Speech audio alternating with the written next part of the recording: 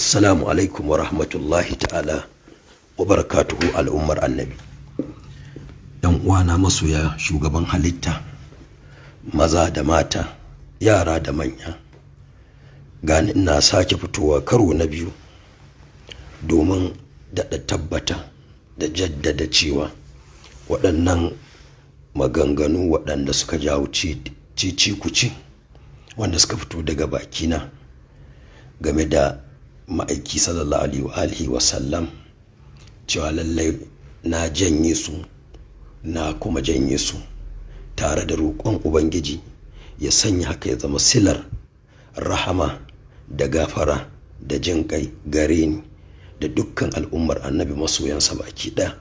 ya kuma ƙara wa wannan shugaba namu sallallahu alaihi wasallam ɗaukakar daraja da ƙarin makami a duniya da lahira. Wassalamu alaikum wa rahmatullahi ta'ala wa barakatuhu.